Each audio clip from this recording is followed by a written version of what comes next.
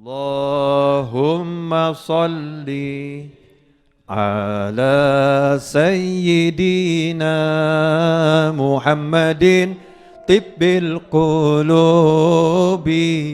wa dawaiha wa afiyatil abdani wa shifaiha wa nuril absari wa dhiyaiha wa ala alihi wa sahbihi wa sallim. Bismillahirrahmanirrahim. Alhamdulillahi rabbil alamin. Allahumma salli wa sallim ala sayyidina Muhammadin miftahi babi rahmatillah adada ma fi ilmillah. Salatan wa salaman daimaini bidawami mulkillah wa ala alihi wa sahbihi. Allahumma salli ala sayyidina Muhammadin salatan taftahu biha lana futuhal arifin wa tufaqqihuna biha fid din wa ala alihi wa sahbihi. Assalamualaikum warahmatullahi wabarakatuh.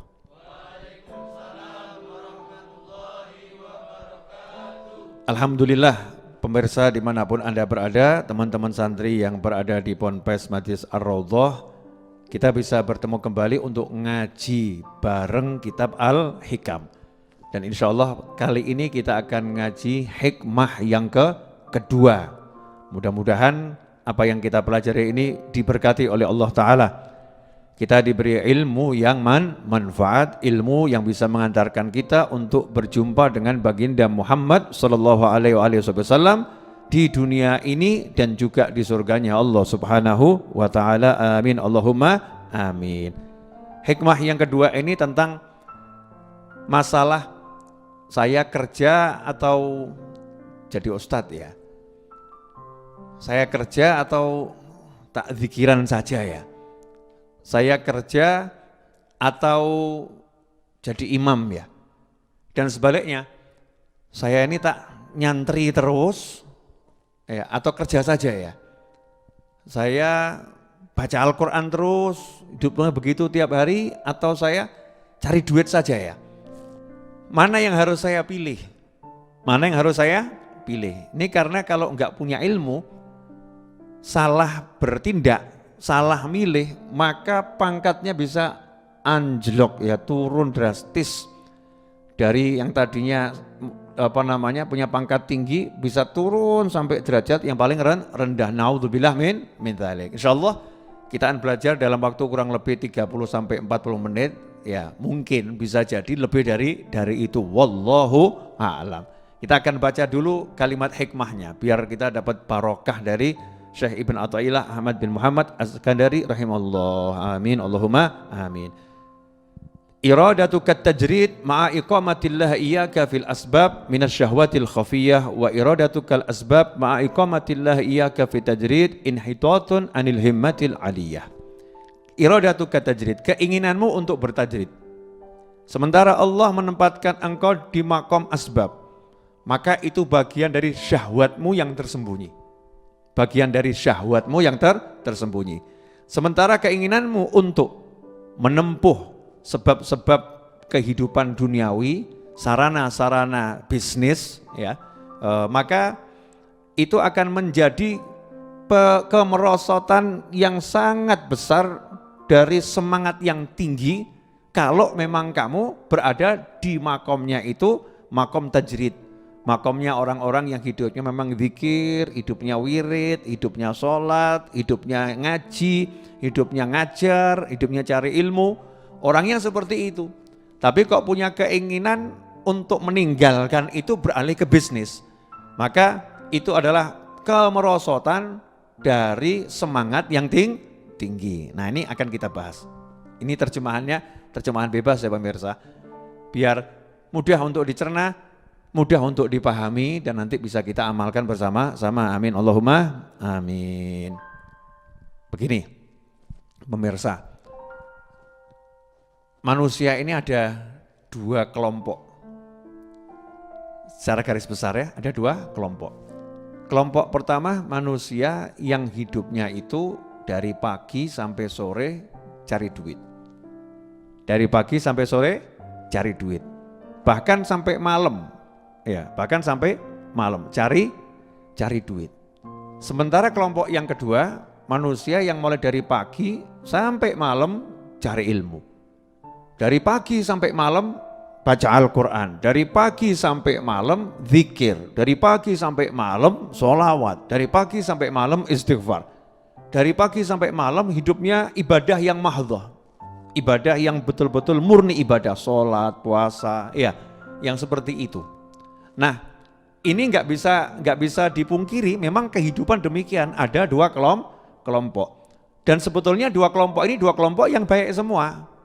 Jangan salah, ini dua kelompok yang baik. Orang yang dari pagi sampai sore dia cari dunia, itu baik kalau memang untuk ibadah. Untuk ngasih nafkah, ya, untuk membantu orang-orang yang sakit, biar bisa berobat dengan baik, dengan uangnya tadi, untuk menyambung silaturahim, datang pada keluarganya yang butuhkan, kemudian dia bereskan semua hutangnya, urusannya, ya. Dia niatnya begitu, untuk bantu masjid, bantu musola, bantu pesantren, bantu majelis, ya, bantu panti asuhan, membantu orang-orang yang bergerak, ya, di dalam bidang sosial, membantu para ustadz, membantu para dai untuk kebaikan, uangnya untuk kebaikan. Maka bisnisnya dia dari mulai pagi sampai sore itu selama halal, maka itu menjadi ibadah. Dan ibadah yang pangkatnya luar biasa. Karena at-tajir as-soduq, pedagang yang jujur itu derajatnya sama dengan orang yang berjihad di jalan Allah Subhanahu wa taala. Nah, main-main, ya, pangkat yang sangat tinggi itu, pangkat yang sangat tinggi. Dengan dia hidup bisnis cari uang.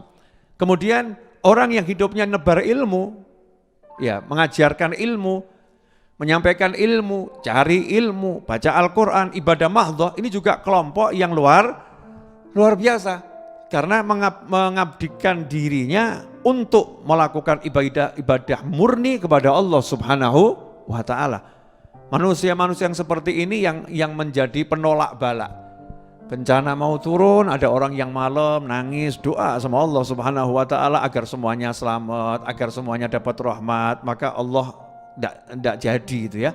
Bencananya sama Allah disingkirkan tuh, ya, ditunda atau dibatalkan oleh Allah Subhanahu wa ta'ala.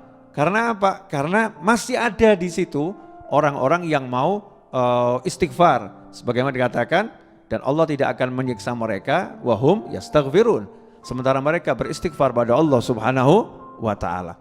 Nah, yang jadi masalah, ada orang-orang yang digoda sama setan. Ya, siapa sih yang gak digoda sama setan? Kita ini kan digoda sama setan. Lah, setan itu pinter, ya, karena setan ya sangat profesional. Kalau mau goda itu setan yang dikirim ya sesuai bidangnya. Jadi kalau memang ini ustadz, nanti setannya juga ustadz. Setan yang punya ilmu banyak gitu maksud saya, ya. Setannya punya ilmu banyak. Kalau yang digoda ini ahli bisnis, ya setannya itu nanti juga setan yang ahli bisnis. Tahu nih sesuai dengan keahlian masing-masing. Makanya kita disuruh banyak baca zikir, baca wirid di pagi hari dalam segala kesempatan, minta perlindungan terus dari godaan setan. Karena kalau enggak dilindungi Allah Ta'ala, mengelawan setan itu hal yang memang enggak mudah gitu, ya. Kalau enggak dilindungi Allah Subhanahu wa ta'ala, enggak ditolong Allah Ta'ala, maka suruh minta terus, ya, suruh minta terus perlindungan dari Allah Subhanahu wa ta'ala. Nah setan ini enggak mau orang yang dagang kok dapat derajat mujahid. Orang yang dagang kok dapat kalau derajatnya orang yang mati syahid. Kok enak bener, pangkatnya tinggi. Wah, jangan sampai ini orang yang dagang ini, fulan ini pangkatnya tinggi di sisi Allah Subhanahu wa ta'ala. Kemudian ada lagi orang yang ahli sholat, ahli zikir, ahli baca Al-Quran. Wah, ini jangan sampai ini pangkatnya tinggi di sisi Allah Subhanahu wa ta'ala. Ini harus saya turunkan semua nih pangkatnya. Pangkatnya harus saya turunkan. Maka sama setan mulai digoda, dibisikin. Kita bahas kelompok pertama dulu yang digoda, ya. Kelompok bisnismen. Ini orang-orang yang ahli cari duit. Ya, Aldi kira-kira ahli enggak nih? Insya Allah nanti, ya.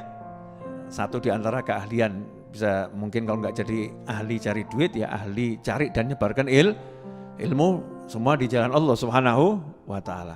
Ini ada orang yang ahli bisnis, ahli cari duit.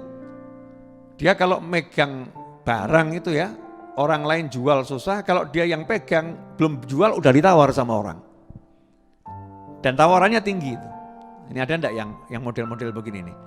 Nah, pemirsa, Anda termasuk yang mana ini? Kalau megang barang susah dijual, jual nggak laku-laku, atau mungkin baru pajang di profile picture tiba-tiba udah nanya itu mau dijual berapa, dijual enggak gitu ya, dikejur sama orang ini.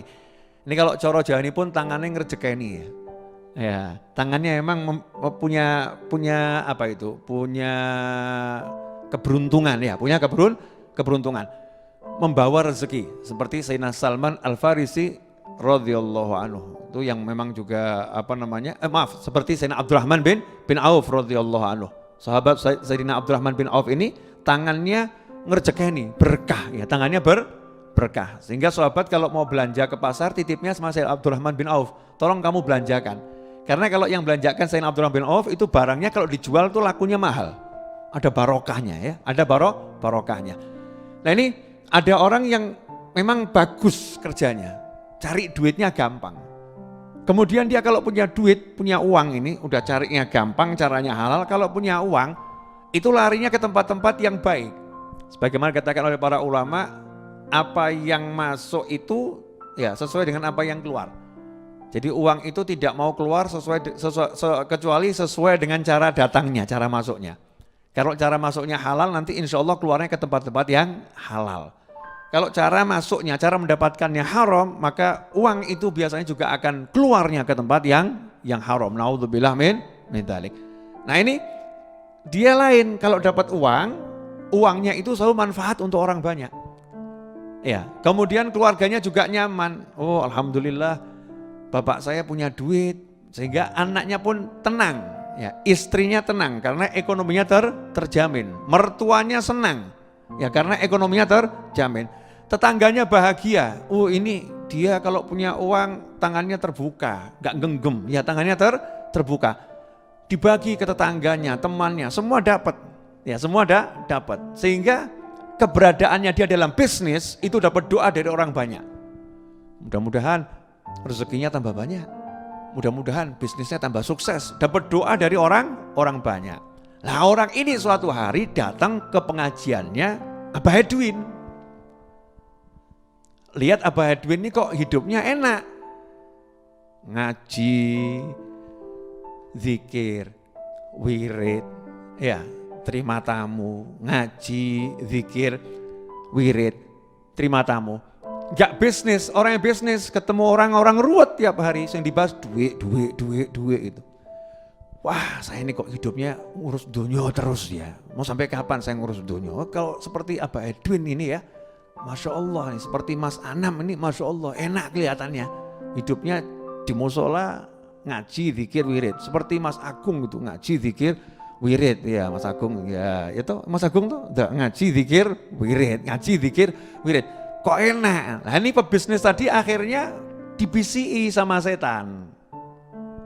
Dah kamu tuh pangkatmu rendah, cari dunia terus, rendah itu, tiru itu Abah Edwin, ya tiru Mas Ana, Mas Agung, tuh hidupnya buat ngaji, zikir, wirid di masjid tuh dari pagi, siang, sore, malam, pagi, siang, sore, malam masjid di rumah Allah. Kamu di rumahnya setan kamu, itu pasar tuh tempat kumpulnya setan, hidupmu tiap hari kumpul sama setan. Dah saatnya kamu tinggalkan dunia, mau sampai kapan cari dunia? Bisikan setan tadi dengan dalil-dalil yang mungkin setannya juga ngutip pendapatnya para ulama dan lain sebagainya, dibisikkan di pikirannya, di telinganya ini ya, di hatinya, sehingga akhirnya dia buat pengumuman, mulai hari ini saya tidak akan kerja lagi, saya nggak akan cari dunia lagi, ngomong ke istrinya, ke anaknya, apa yang kita miliki akan saya sedekahkan untuk pesantren, dah kita hidup sederhana dengan uang yang ada, kamu belajar puasa Daud atau Senin Kemis ya,